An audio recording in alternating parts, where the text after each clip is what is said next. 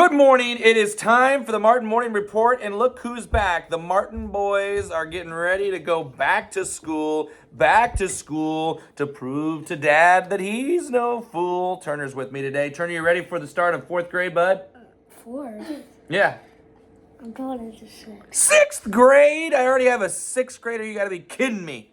Turner, thanks for stopping in for the Martin Morning Report today. Brought to you by Clarendon Regional Health Center. Advancing exceptional care by providing quality care close to home. You'll have that memorized by the end of the week, probably. We got 5 fast things to tell you about from the weekend, and it was a little bit of a slower weekend. There was only one sport to talk about, and we're going to start with number 1, Nebraska City softball, going 3-0, winning the Milford Tournament Championship. They beat Logan View, Scribner, Snyder, Standing Bear. Ever heard of Standing Bear High School? And McCook High School. They win by a combined 31-9. 31-9 in those games, and they had a number of different girls that were just on it, that were on point. They had a total, I don't have a total. I'm actually winging it today. And here are the girls that had multi-hit games in that tournament. 8 different girls: Lexington Harker, Riley Beefy, Colby Davis, all did it twice. Hannah Marth, Lily Madison, Hallie Nichols, Riley Strachey, Mackenzie Stoll did it once. Plus, they had Reese Grotrian.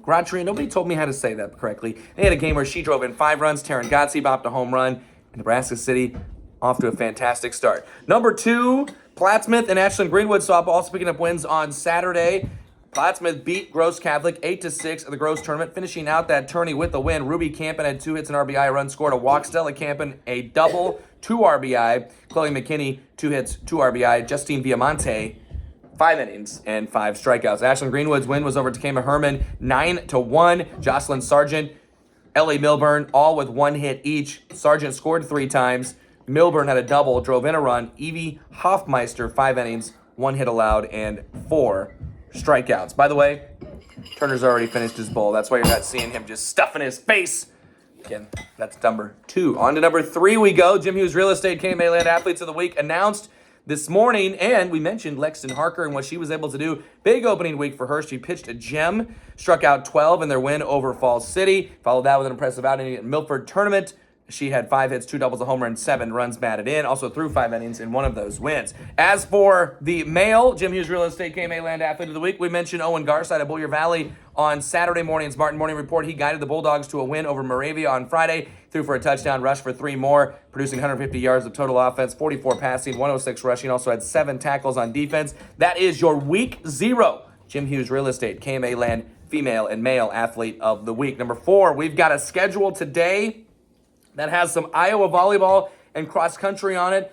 Don't know if the cross country will happen because it's going to be really, really hot. And they tend to postpone those, cancel those, whatever it is. But there is some volleyball going on. Essex and Hamburg, Kemper Catholic and Van Meter are both at Underwood, and Glenn Ralston is at Collins Maxwell. There's also softball on the slate in Nebraska. And number 5, check out 7 points in the Martin blog this morning. The first 7 points of the 2024-25 season. I've got points on Owen Garside, the Atlantic run game, the game that went on and on. Murray Melcher Dallas, Iowa Valley, and BGM. We don't cover those 2 teams, but we might as well because they could be our town if they really wanted to be. But I just wanted to look into a 76-67 game that happened in Week 0. 76-67. How did your game go yesterday, Turner? They forfeited. They forfeited! You had 4 days to forfeit. Excessive heat warning came out on Thursday. You called it 11:30. All of Shenandoah was in Council Bluffs, ready to watch the Mustangs, and you called it 11:30. Come on, people. Let's go. Come on. Get better. More points. Nebraska City softball, Missouri River boys golf, and a look at some of our coverage for this upcoming week. Those are 5 fast things on a Monday on a Martin Morning Report. School is back. I'm loving it. I love school. Martin Morning Report brought to you by the Clarendon Regional Health Center, advancing exceptional care by providing quality care close to home. Have a great day.